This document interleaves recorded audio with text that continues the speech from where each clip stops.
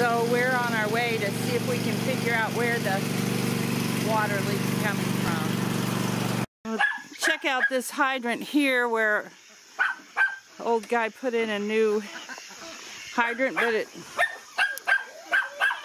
stamped down in there, but it's not leaking, so that's not it. And so we've discovered it. There's water standing right here. There's a hydrant right over there, but it's quite a ways from where I'm standing to have this amount of water standing here. Water's coming out of the ground right here. That water is literally boiling up out of there.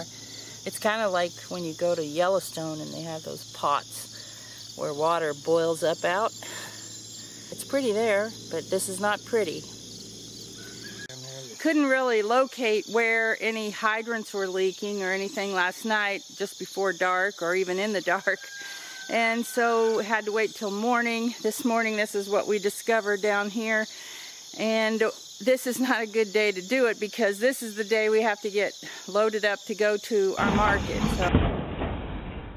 So he's gonna climb down into the well house, and he's brought his skid steer over here to give him a boost up on so he can get into that well house. I'm going to go ahead and shut the water off, but it's going to shut it off at Jeremiah's house and the kitchen and the ducks. So I'm going to shut it off and start digging with the bobcat, hopefully. And if someone needs water, why, I can turn it back on and it can leak.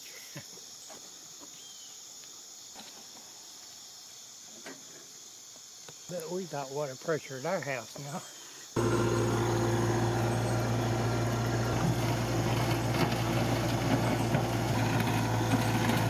He's digging through gravel.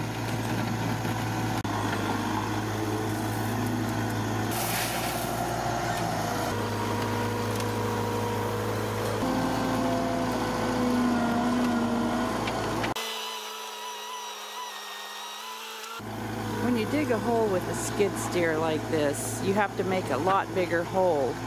Having a little backhoe would make things a lot easier, but we're pretty grateful to have the skid steer to do a job like this. Digging a hole like this by hand is very laborious, especially when you're an old guy and you're 84 years old.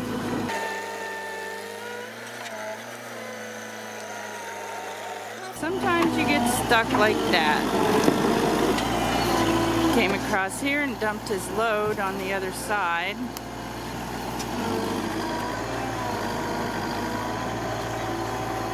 But I think he will use his bucket to push himself out.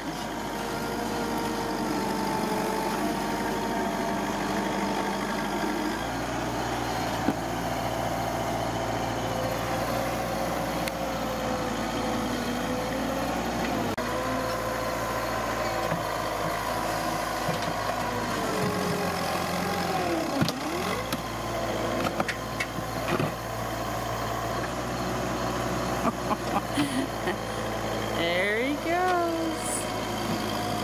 He knows what to do, except he got into that tile. See that piece of tile right there in the corner is a tile that was buried down in the ground as a cutoff. Yes, that's where it is, but I don't see any pipe yet. The water line's going to be down about 30 inches. I'm concerned about the electric line coming across here also. Don't know whether in the ditch at this point or not. Could that be an electric line right there? Right there. I see a yellow stripe. Could be a root, but I think that's a buried electric line. Glad you saw that electric line right there, because I was worried about it. I think that's it. So you're probably going to need to come back from this other direction, but did you see you got into your tile?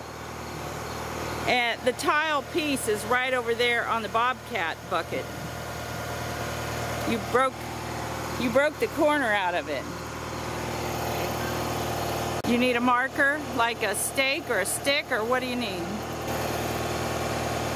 I'm gonna drive that stick down in the ground there, kind of in line with that, so he'll have a target of how far he can go to stay out of the electric line.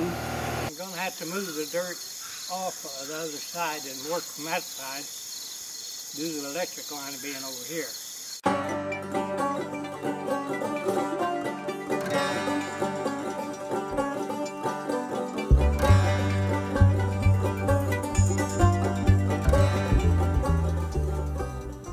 Go turn the water on just for an instant so Jan can see more accurately where the hole is I'm trying to dig out.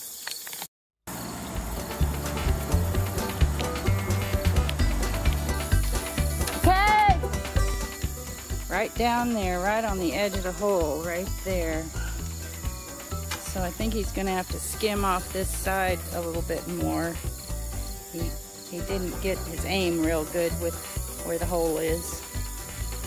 I need this kind of shovel, and I need this kind of shovel. Well, I've got to dig a while and see if I can find the water line. I don't want to cut it in another place, so got to try to locate it, locate the hole, and then repair it. I think you're digging through a lot of gravel. Yeah, I know I am. It doesn't dig real easily either, especially when it's wet. That clod probably weighs 30 pounds. There it is, right there, right where you said it was. And this guy comes in the nick of time.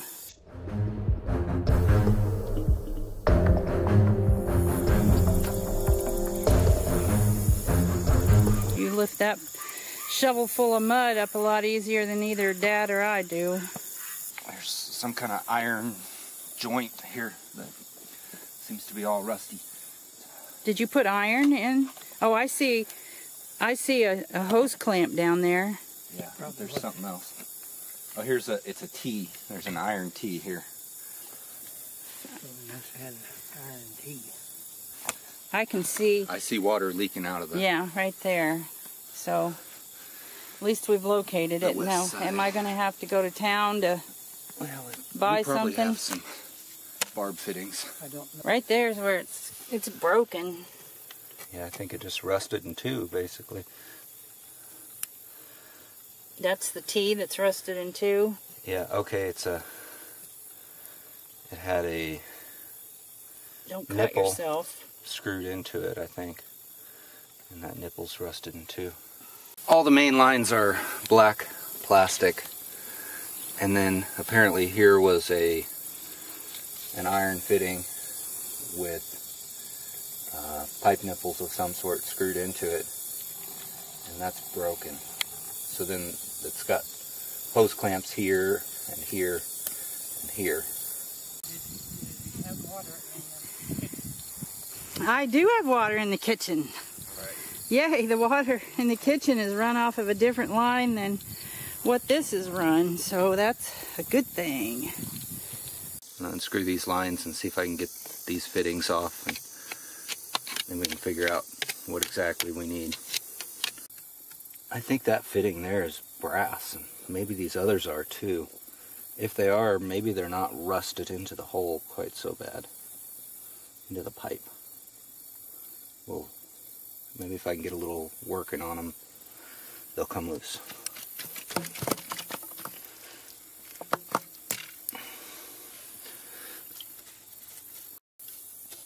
There we go. Is it brass? I think so. Without scratching it, I'd guess. So our water corrodes brass? Yeah, it does, but well, it may have been iron back here too. It probably was. It's pretty corroded inside where it's been inside the pipe. Our water eats brass, copper. We have a lot of sulfur in our water, and that, I believe, reacts with the brass really badly. You suppose we have another fitting? We'll have to see. We got all kinds of stuff out there, so we'll see. We'll put brass back in again? No, What are we going to put, plastic? Plastic, yeah.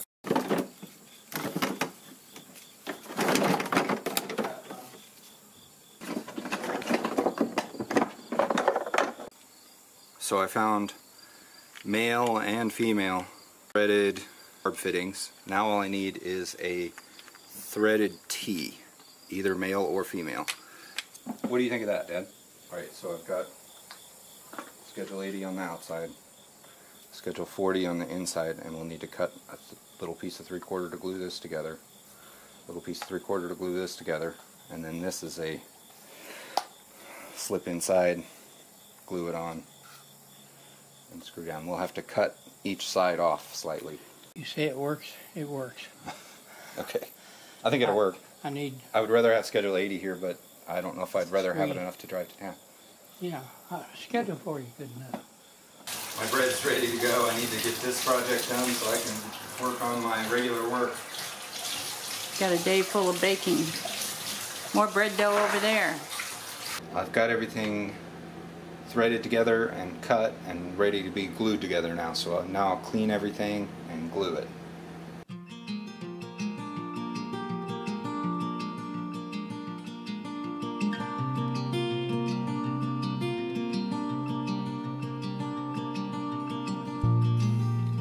Alright, so I got all the basic components glued together. Now I'm going to glue everything to the T, and then we'll try it in.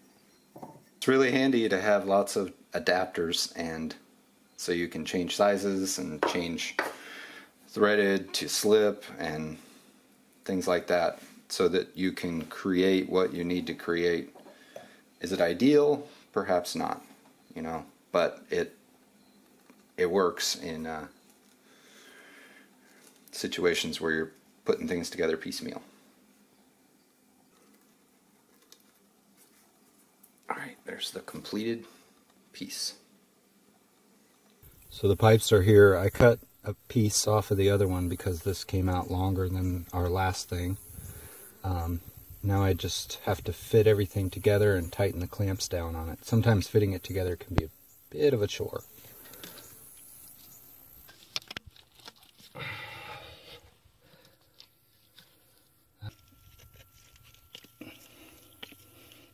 Over there to turn on the water, and we're going to see what happens here. I heard it come on.